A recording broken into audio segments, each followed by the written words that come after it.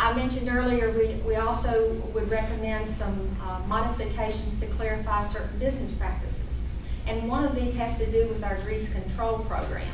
We want to ask our food service facilities to not use additives in their grease control equipment. An additive can be anything like an emulsifying agent or bacteria or enzymes, things that will dissolve that grease. The problem is that once it enters into the sewer system, those can break down, they're not as effective, grease can reaccumulate and then cause a blockage in our system. So we want to restrict the use of those. And we also want to ask our restaurants and food service facilities to inspect their grease control equipment at least annually. And we're going to ask our grease haulers to help us with that. They pump these traps and they can see when there are missing tees, there's cracks, there's other damage to the trap over time, and that there's something there that needs replacement so that it works effectively. And then finally, we're going to ask our grease haulers to provide us better documentation of where that grease is disposed of, to make sure that it goes to either a recycling or another approved center or facility. Also, we would suggest some proposed modifications that relate to private sewer laterals. As you'll recall, a property owner is responsible for maintenance of their private lateral from the building structure all the way to the main. What we propose is some language that allows KUB to make the repairs or replacements to that lateral if it's in the public right-of-way, because in those situations it frequently requires a paving or sidewalk replacement, and that's an extra burden for our customers. And sometimes plumbers aren't prepared to actually make those repairs. Not all plumbers are. Of course, that still means that the customer is responsible for the maintenance of that lateral all the way to the main. And then we would propose some clarification to the definition regarding wastewater service availability. There are times when it's very difficult for customers to tie into our mains, and we would propose some clarification there that they would not be charged for wastewater service if it's too difficult to tie into our service. A great example of that might be if they have to cross a railroad and they have to get a permit in order to do that. That can be very difficult to do, so that clarification would help there. And then finally, you might notice some changes in structure or layout to our rules and regulations. These are purely to make them more similar to the other rule documents that we have for our gas, electric, and water systems.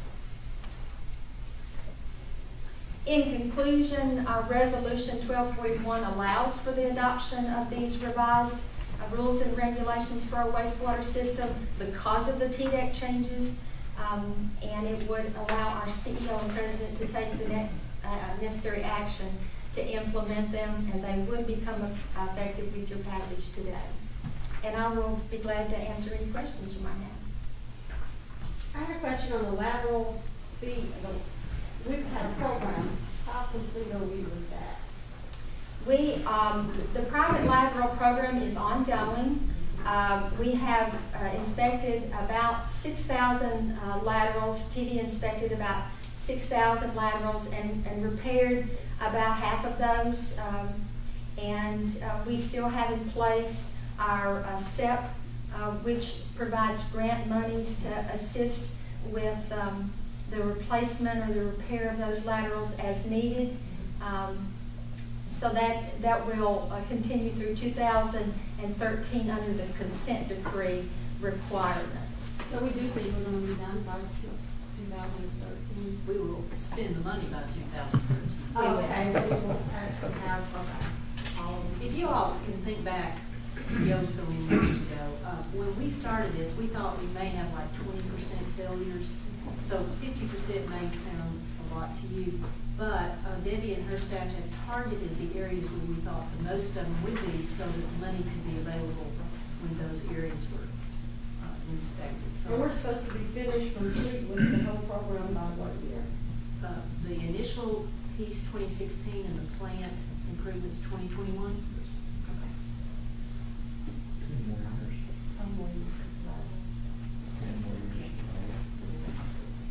Ben, I'm just curious, is there a certain part of the year that this grease product takes more effect on our system than others, like versus winter, colder months or warmer months? Well, grease is probably an ongoing problem regardless of season, but sometimes wet weather, we see more grease-related SSOs with wet weather because that rain actually can flush out our system. That's one of the difficulties sometimes with managing grease problems, is that it will accumulate in various areas of the collection system around roots, and if you have a heavy rainfall, it will lodge that and move it further down in the system. That sometimes makes it difficult to know where those grease problems are really coming from. I wouldn't say it's seasonal, but also dry weather sometimes can cause it to accumulate. So I would tend to say it's more weather impacted than just seasonally impacted. Is there any incentives that we have out there to provide to some of these large restaurants that may have them to be more proactive what they're doing as it relates to help keep the system cleaner without using additives?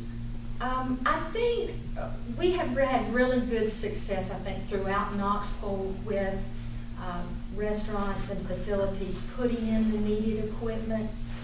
In some cases that we have asked them to sort of, I guess, add to that by wiping down pans and having some practices. But I would say in general, we have really good success there. What we still struggle with is continuing to get the word out to residential customers, because that is something that people don't often realize a little bit adds up. And we have a lot of residents that still aren't aware. We, in this last year, I guess 2, we have tried to talk more about our grease control program and try to make residential customers aware of how important it is, not just to us, but to them and their lateral too, to not put grease down the drain. So I think that our focus right now is to maintain what we have in terms of requiring equipment and facilities the way we have, and including this numerical limit for our industries to make sure there aren't any issues there, and then really continue to talk with our residential customers about how grease can impact them and our system. Is it going to cause a problem if, I mean, just based on the conversation, the majority of this deals with grease. Is that a fair assessment? I mean, there's more people making grease, I guess, than a manufacturer, whatever fluent they might have. So I guess the only question that comes to mind is that if you have a manufacturer that's creating in any process that they're treating their effluent, is that going to be handled by the same folks that are working with the grease traps? How does that? I guess I'm just trying to figure out. I would try not to hamper manufacturing if we could help it. Yes. To make sure that we're still kind of proactive from that perspective. We really have 2 programs, and they're both pre-treatment programs. To sort of clarify today, we have a grease control program, and that program manages food service facilities, residential customer issues. The other program, the pre-treatment program, which the bulk of the changes today applies to them in terms of what TDEC wants us to do, is an industrial pre-treatment program. And the numerical limit applies just to them because of the volume and the extent of their discharge. And most food producing industries are required by, I guess, utilities everywhere to have pre-treatment equipment, and in part because they don't want that material to create a problem for their systems either.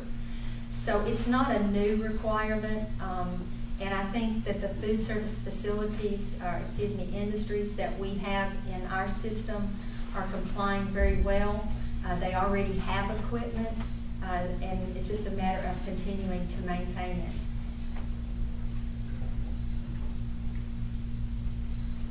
Questions?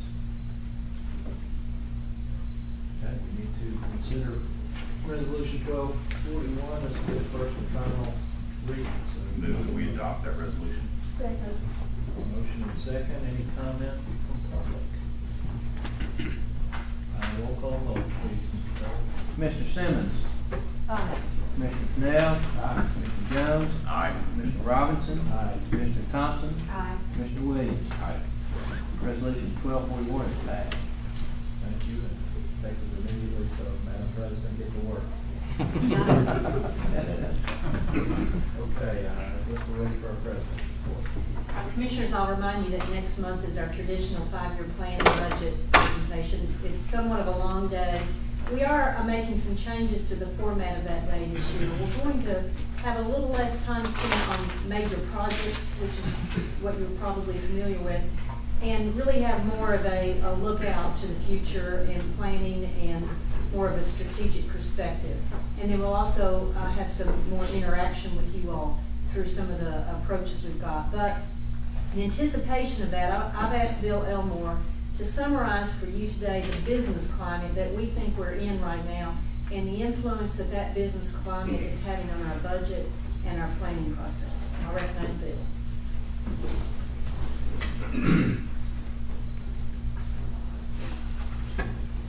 Commissioners, as you just heard, my goal today is to set the stage for next month's presentations on the financial plan and the budget. And I want to do that by talking about several factors, a half dozen or so on this slide, that create the framework and the challenges that we are in some cases constrained by, in some cases challenged by. And it's not just affecting KUB. This is basically an industry-wide set of parameters that all of us as utilities are dealing with and are challenged by as we prepare our budgets, as we look at our finances, as we try to perform the operational task and meet the capital needs of our systems. KUB is a little more challenged in that we are a full service provider. And within the utility industry, that's somewhat of a rarity. So our challenges are perhaps greater to a larger extent than many utilities, but what I'm going to talk about affects us all. And in closing, I'll also mention briefly the current hot topic in the industry, which is the smart grid. Obviously, the economy is something that has been on everyone's mind for the last 2 or 3 years. It is something that is in the news on a constant basis. If you're like me, you've read or heard or seen things lately, some of them positive, some of them not so positive. Some projections better than others. But as we've looked forward, and particularly at the Knoxville economy, the state economy, we've been looking at information, recent information from the University of Tennessee that would suggest what you see here. And basically that is a year ahead that is very much like the year just completed. Not a lot of change in income levels, not a lot of change in interest rates or in inflation rates, unemployment remaining above 9%, and very modest change in job growth. So not a lot of difference looking ahead than what we've just come out of for the last year and a half or 2 years. It may be better than that. Hopefully it will be. We all hope that it will be. But in terms of our planning and how we've approached this 5-year planning process, this is the model that we've kind of used as our expected outcome in the year ahead. Consumption trends are obviously something that as a utility we focus on and pay attention to. Consumption is income for a utility. That's our revenue. And if you look at the national standards, the emphasis on consumption, upon efficiency of products and services, whether it be water related or energy related, high efficiency is the mantra for industries, trying to sell their products, trying to get the customer's attention, trying to help customers manage their consumption of water and energy. And that has resulted in the last several years in a relatively flat or even declining rate of usage on virtually everything, gas, water, and electricity. So there's not a lot of natural growth occurring right now in consumption. The other thing that can affect consumption, obviously, is Mother Nature herself. Number of heating days or cooling degree days is determined solely by the weather, and that can have a tremendous impact upon customer bills and utility revenues. On the other hand, something that is obviously relatively new as an impact affecting consumption right now are housing starts. We are not seeing the kind of housing starts that we've been accustomed to over the last 10 years, and you all are well aware of that. As a result, customer growth, real growth for customers in the KUB service territory is slim to none. We are seeing virtually no growth in real customers in our service territory. Service boundaries, we've got some room to grow in most cases, but we are confined by the utility districts that surround us. Water and wastewater perhaps challenges us more there than any place else. We have virtual build out of our water and wastewater system inside the city. The areas of East Knoxville, East Knox County, where we have some growth potential, just have not seen the kind of growth there, even in good times, that the rest of Knox County has seen. So there's an area where we have some potential, but it just remains to be seen how that might occur, when that might occur, and to what degree it can happen.